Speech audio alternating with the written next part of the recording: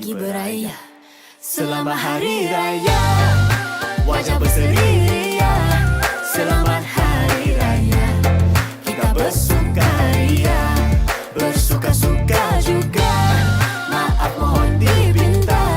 Selamat Hari Raya, kita bersukaria. Let's go. Makan, minum.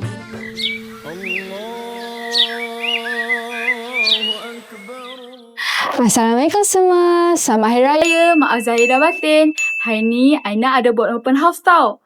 Banyak kuih raya biskut raya dekat rumah Aina ni.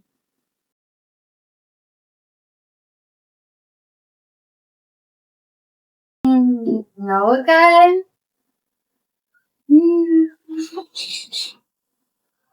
Aina, janganlah pusing kamera sangat. Nanti tak siapa-siapa lah yang datang beraya. Alah, orang nak tengok buat raya je. Ya, betul. Kuih pun tak sesuai janji lagi. Dah buat lah. Hey. Tunggu. Aina, ada nak tanya something kat korang ni.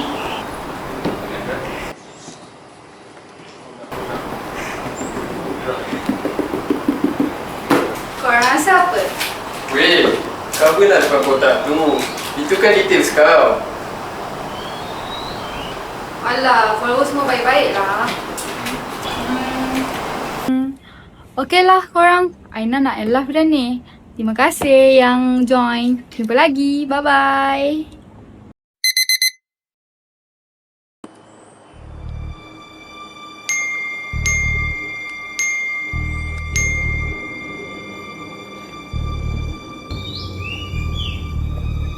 Aina.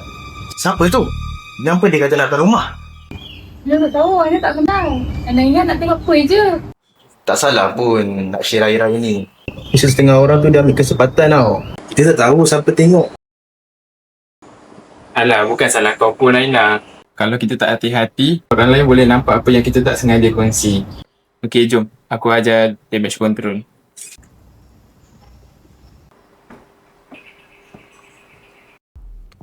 First, delete ataupun private video live tadi. Kalau nak post pun, blur alamat, nombor phone dan mana-mana maklumat peribadi. Yang paling penting sekali, jangan kongsi label parcel, bil ataupun dokumen di social media. Kalau ada notification pelik, just block dan report. Okey. Aina minta maaf. Lepas ni Aina nak live. Aina takkan bagi orang tengok live break Aina. Okey? Kalau nak share ke raya. Tengok macam kacang hijau ni. Kan sedap. Kalau kita share location, kita yang susah hati. Betul tak? Ya, raya ni orang datang dengan salam. Bukan sebab information leak. Let's go. Makan, minum, bergembira bersama sanak saudara, kawan-kawan